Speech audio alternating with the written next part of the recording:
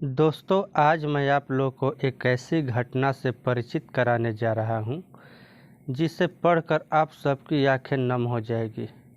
इसलिए वीडियो को पूरा देखें और कहानी को दिल की गहराई से समझें। दोस्तों, यह कहानी एक जज की है जो अपनी पत्नी को तलाक दे रहे हैं। तलाक क्यों दे रहे हैं, क्या कारण है, यह एक रोंगटे खड़ी कर देने वाली घटना है। एक दिन हुआ यूं कि जज साहब की पत्नी जज साहब के एक मित्र के यहाँ लगभग 7 बजे शाम को कॉल की और रोने लगी। इस पर जज साहब के मित्र चौंक गए और पूछने लगे, भाभी जी क्या हुआ, आप क्यों रो रही हैं। इधर से जज साहब की पत्नी बोली, आप कहाँ हैं और कितनी देर में घर आ सकते हैं। इस पर मित्र महोदय ने कहा, आप परेशानी तो बताइए, भाई साहब कहाँ है, माता जी कहाँ है, सब ठीक तो है ना। लेकिन जज साहब की पत्नी ने केवल एक ही रट लगा रही थी कि आप आ जाइए। इस पर मित्र महोदय ने उनको आश्वासन देते हुए कहा, ठीक है, मैं आ रहा हूँ, पहुँचने में कम से कम 1 घंटा तो लग ही जाएगा। और मित्र महोदय पूरे घबराहट के साथ जज साहब के घर पहुँचे तो देखते हैं कि भाई साहब जो जज हैं सामने बैठे हुए हैं और भाभी जी रो रही हैं। उनका 12 साल का बेटा और 9 साल की बेटी भी बहुत परेशान है। दोनों में से कोई कुछ बता नहीं पा रहा है। मित्र महोदय ने जज साहब से पूछा कि भाई साहब आखिर बात क्या है। जज साहब कोई जवाब नहीं दे रहे थे। फिर जज साहब की पत्नी ने कहा, ये देखिए, आपके भाई साहब तलाक का पेपर कोर्ट से तैयार करा के लाए हैं। ये मुझे तलाक देना चाहते हैं। मित्र महोदय बड़े आश्चर्य में पड़ गए और पूछने लगे, यह कैसे हो सकता है, आपकी तो इतनी अच्छी फैमिली है, 2 बच्चे हैं, छोटा परिवार है। मित्र महोदय के यह सब बातें कुछ हजम नहीं हुई। तब उन्होंने बच्चों से पूछा, दादी किधर है।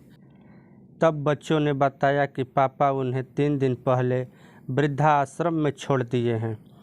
मित्र महोदय ने घर के नौकर से कहा कि तुम मेरे लिए और भाई साहब के लिए चाय बना कर लाओ। कुछ देर बाद चाय आई, लेकिन बहुत कोशिश करने के बाद भी जज साहब ने चाय नहीं पी और मासूम बच्चे की तरह फूट फूट कर रोने लगे और कहने लगे, मैंने 3 दिन से कुछ भी नहीं खाया हूँ। मैं अपनी 61 साल की माँ को कुछ अनजान लोगों के हवाले कर दिया हूँ। इस पर मित्र महोदय ने पूछा कि आखिर आप ऐसा क्यों किया।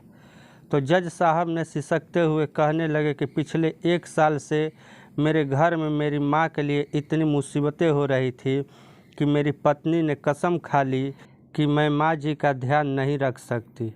ना तो यह उनकी कोई बात मानती थी और ना ही मेरे बच्चे मेरे माँ से बात करते थे। वह रोज़ मेरे कोर्ट से आने के बाद खूब रोती थी। यहाँ तक कि घर के नौकर भी माँ के साथ मनमानी व्यवहार करते थे। माँ ने मुझे 10 दिन पहले ही बोली थी कि बेटा तू मुझे वृद्धाश्रम में पहुँचा दे। मैंने बहुत कोशिश की अपनी पूरी फैमिली को समझाने की, लेकिन कोई कुछ समझने को तैयार ही नहीं था। किसी ने माँ से सीधे मुँह बात तक नहीं की। जब मैं 2 साल का था तब मेरे पापा की मृत्यु हो गई थी। दूसरों के घरों में काम करके मुझे पढ़ाया, मुझे इस काबिल बनाया कि आज मैं जज हूँ। आसपास के लोग बताते हैं कि जब माँ दूसरे के यहाँ काम करती थी उस वक्त भी माँ ने मुझे कभी अकेला नहीं छोड़ती थी। और आज मैं उस माँ को पिछले 3 दिनों से वृद्धा आश्रम में छोड़कर आया हूँ। आज मैं अपनी माँ के एक एक दुख को याद करके तड़प रहा हूँ जो उसने केवल मेरे लिए उठाई है। जज साहब अपने मित्र से यह सारी बातें बताते हैं कि जब मैं 10th की परीक्षा में अपीयर होने वाला था, मेरी माँ ने मेरे साथ रात रात भर बैठी रहती थी। एक बार जब मैं स्कूल से घर आया तो माँ को बहुत ही फीवर था, उनका शरीर तप रहा था। मैंने माँ से कहा कि माँ तुझे तो फीवर है। माँ ने अपने कष्ट को छुपाते हुए हंसने लगी और बोली, अभी खाना बना रही थी इसलिए शरीर गर्म है। माँ ने लोगों से उधार मांग मांग कर मुझे दिल्ली विश्वविद्यालय में LLB तक पढ़ाया। मुझे ट्यूशन तक पढ़ाने नहीं देती थी कि कहीं मेरा टाइम खराब ना हो जाए। कहते कहते जज साहब रोने लगे और बोले, जब हम ऐसी माँ को नहीं हो सकते तो अपनी बीवी और बच्चे को क्या होंगे।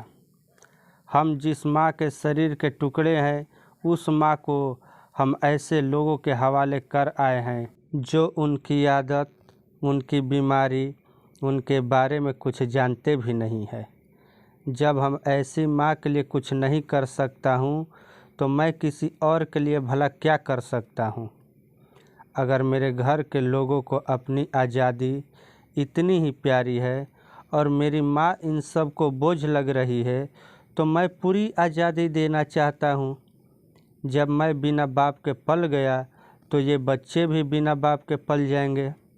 इसलिए मैं अपनी पत्नी को तलाक देकर हमेशा के लिए आज़ाद कर देना चाहता हूँ।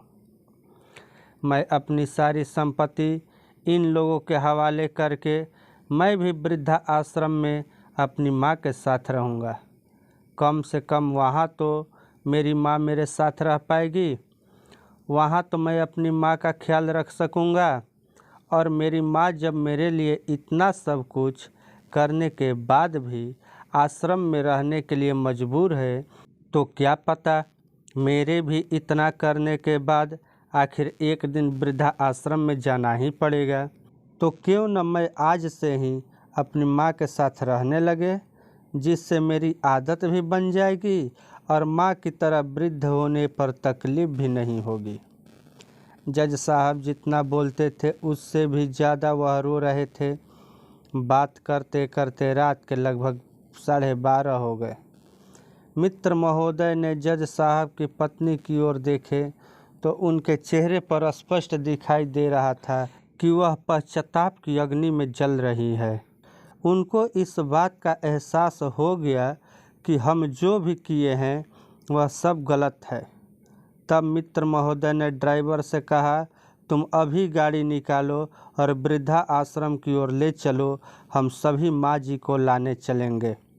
जज साहब की पत्नी, बच्चे और मित्र महोदय सभी लोग वृद्धा आश्रम की तरफ चल दिए और वृद्धा आश्रम पहुंचकर सभी लोगों के बहुत ज़्यादा रिक्वेस्ट करने के बाद गेट खुला तो जज साहब ने गेट कीपर के पैर को पकड़ लिए और बोले कि यहाँ मेरी माँ है, मैं उनको लेने आया हूँ।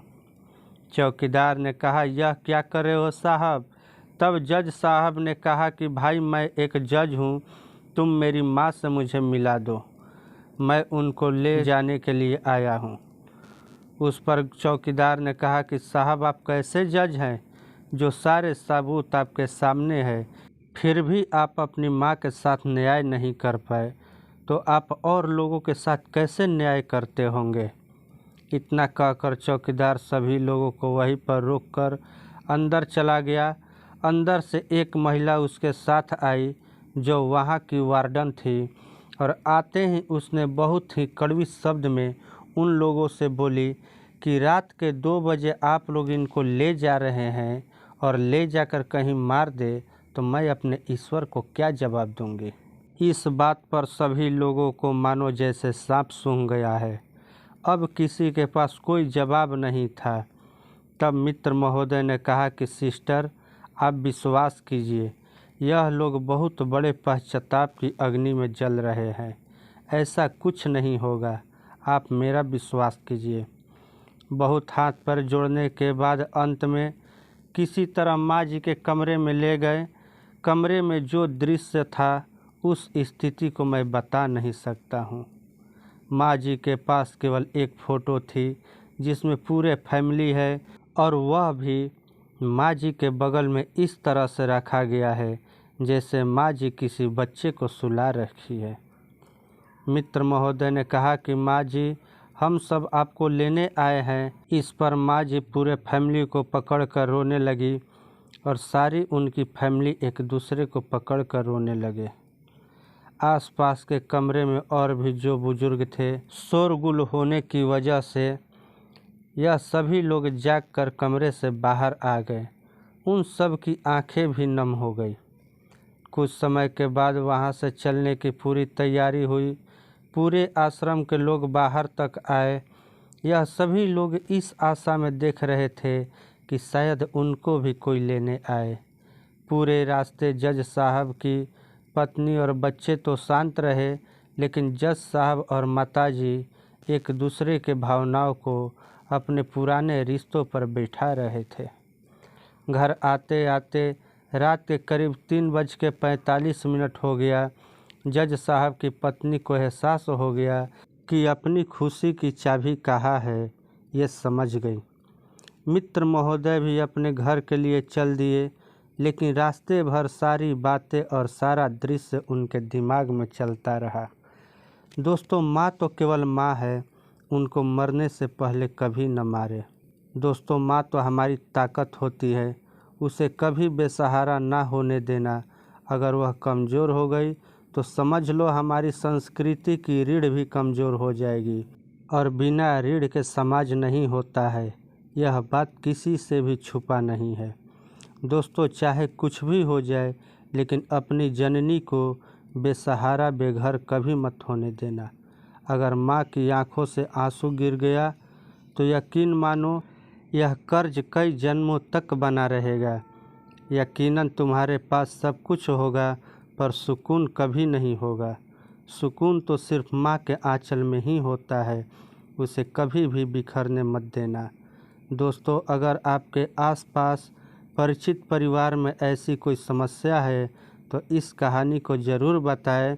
और दोस्तों, अगर आपको लगता है कि इस भाई को सपोर्ट करना चाहिए तो आप लोग यदि चैनल को सब्सक्राइब नहीं किए हैं तो चैनल को सब्सक्राइब कर दीजिए, साथ ही वीडियो को लाइक कीजिए और अपने दोस्तों में शेयर कीजिए। मिलते हैं एक और नई कहानी के साथ, तब तक के लिए जय श्री राम, जय जय श्री राम।